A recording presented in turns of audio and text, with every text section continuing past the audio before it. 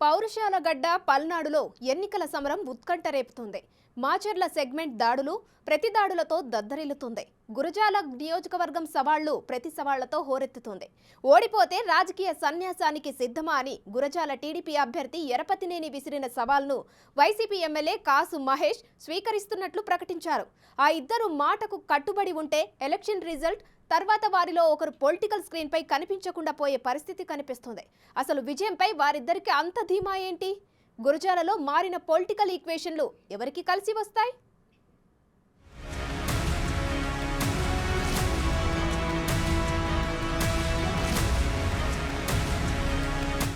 పల్నాడు జిల్లా రాజకీయాలు రోజు రోజుకి రంజుగా మారుతున్నాయి.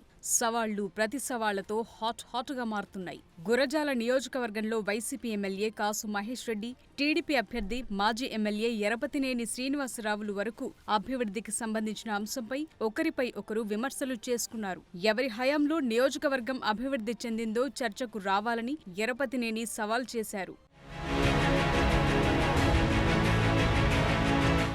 గురజాల నియోజకవర్గానికి సంబంధించి అభివృద్ధిపై any time R&B guest house లో చర్చకు రావాలని సవాల్ విసిరారు. దానికి ఓన్లీ అభివృద్ధిపై మాత్రమే అని కొసమెరుపు జోడించారు. ఆ సవాల్ని స్వీకరిస్తున్నట్టు ప్రత్యర్థి ప్రకటించారు. దాంతో రండి బాబు రండి, R&B గెస్ట్ హౌస్ సాక్షిగా గురజాల అసెంబ్లీ నియోజకవర్గ అభివృద్ధిపై చర్చ అంటూ ఊరంతా డప్పేశారు. అది పూర్తయ్యే లోపే ఎరపతినేని తన పొలిటికల్ కెరియర్ ని పణంగా పెట్టి మరో సవాల్ విసిరారు.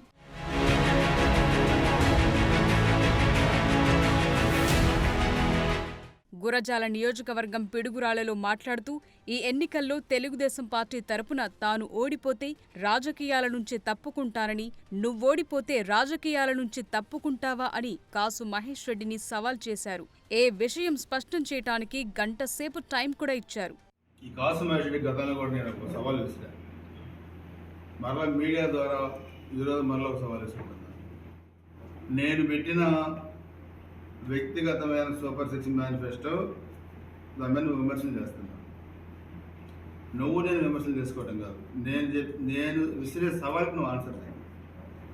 రాజకీయాల్లో వచ్చే ఎన్నికల్లో నేను ఓడిపోతే రాజకీయాల నుంచి నేను మానుకుంటాను.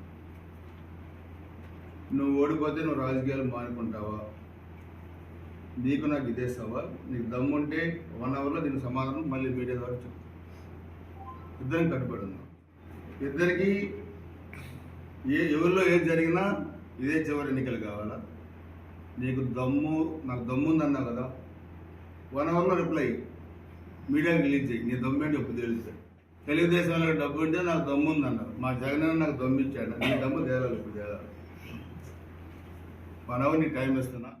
దానిపై కాసు మహేష్ రెడ్డి వెంటనే రియాక్ట్ అయ్యారు. గంటెందుకు 10 నిమిషాలు చాలంటూ వాట్సాప్ వీడియో రిలీజ్ చేశారు. గత ఎన్నికల్లో ఎరపతినేనిని చిత్తుగా ఓడించి ఇంటికి పంపాను, గుర్తు లేదా అని ప్రశ్నించారు. ఈసారి కూడా ఓడించి రాజకీయాల నుంచి రిటైర్మెంట్ ఇప్పించి గుంటూరులో కూర్చోపెట్టకపోతే తన పేరు కాసు మహేష్ రెడ్డి కాదని సవాల్ విసిరారు. ఎరపతినేని శ్రీనివాసరావు, నీకు సమాధానం చేయడానికి గంటెందుకయ్యా? నా దమ్మేందో మొన్న ఎలక్షన్స్లో చూపెట్టా, రేపు చూపెడతా. రేపు మళ్ళీ నిన్ను ఓడితే శాశ్వతంగా రాజకీయాల నుంచి రిటైర్ చేసి గుంటూరు పంపిస్తా. నేను రాజకీయాల్లో ఖచ్చితంగా మళ్ళీ ఎమ్మెల్యేగా కంటిన్యూ అవుతాను. నీ సవాలుకి గ్యారంటీగా స్వీకరిస్తున్నా. ఓడిపోతే ఖచ్చితంగా రాజకీయాలు వదులుకుంటా. నువ్వు చెప్పేది. అయితే ప్రస్తుతం గురజాల నియోజకవర్గంలో కీలకంగా ఉన్న బీసీ సామాజిక వర్గం ఎటు మొగ్గు చూపితే వారి విజయం ఖాయమంటున్నారు రాజకీయ విశ్లేషకులు. యాదవ సామాజిక వర్గంలో బలమైన నేతగా ఉన్న వైసీపీ ఎమ్మెల్సీ, ఆ పార్టీ రాష్ట్ర బీసీ సంఘం అధ్యక్షుడు జంగా కృష్ణమూర్తి కాంగ్రెస్ నుంచి గురజాల ఎమ్మెల్యేగా 2 సార్లు ఎరపతినేనిపై గెలుపొందారు. రాష్ట్ర విభజన తరువాత వైసీపీలో చేరి 2014లో ఓడిపోయారు. 2019 ఎన్నికల సమయంలో గురజాల టికెట్ను కాసు మహేష్ రెడ్డి కోసం త్యాగం చేశారు. టికెట్ ఇవ్వకపోతే బీసీలు వైసీపీకి అనుకూలంగా మారటానికి కృషి చేశారు. నియోజకవర్గంలో గడప గడపకు తిరిగి కాసు కోసం పనిచేశారు. కాసు ఎమ్మెల్యేగా గెలిచాక జంగా కృష్ణమూర్తి అవమానాలకు గురయ్యారన్న ప్రచారముంది. ఆ క్రమంలో తన సొంత నియోజకవర్గం గురజాల టికెట్ను తనకే ఇవ్వాలని ఈ దఫా ఎన్నికల్లో పట్టుబట్టారు. టికెట్ సంగతి ఇలా ఉంచితే కనీసం ఈ 5 ఏళ్లలో తనకు కాసు మహేష్ గౌరవం కూడా ఇవ్వలేదని జగన్కు మొరపెట్టుకున్నా పట్టించుకోలేదట. ఈ నేపథ్యంలో వైసీపీ నుంచి బయటకొచ్చిన జంగా టీడీపీలో చేరిపోయారు. టీడీపీతో దశాబ్దాల వైరమున్న జంగా వైసీపీలో అవమానాలు భరించలేక టీడీపీ చేరారంటున్నారు.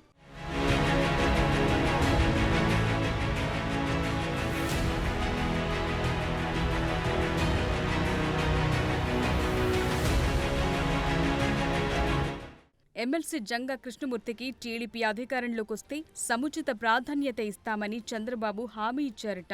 ఆయన సీనియారిటీకి తగ్గ గౌరవం ఇస్తామని, గురజాలలో పార్టీ కోసం పనిచేయమని సూచించారట.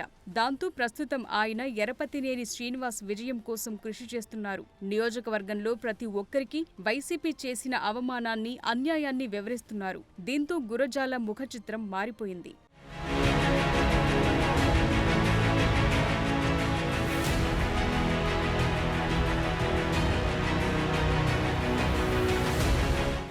తాజాగా రాజకీయ సన్యాసంపై ఎరపతినేని అంత ధీమాగా సవాల్ చేయటానికి ఆ ఈక్వేషన్లే కారణమన్న అభిప్రాయం వ్యక్తమవుతోంది. అయితే మాజీ ముఖ్యమంత్రి కాసు బ్రహ్మానందరెడ్డి మనవడైన మహేష్ రెడ్డి ఎన్ని ఈక్వేషన్లు మారినా, ఎంతమంది కలిసి పనిచేసినా తానే గెలుస్తానన్న ధీమాతో కనిపిస్తున్నారు. ఆ ధీమాతోనే ఎరపతినేని సవాల్ స్వీకరించారు.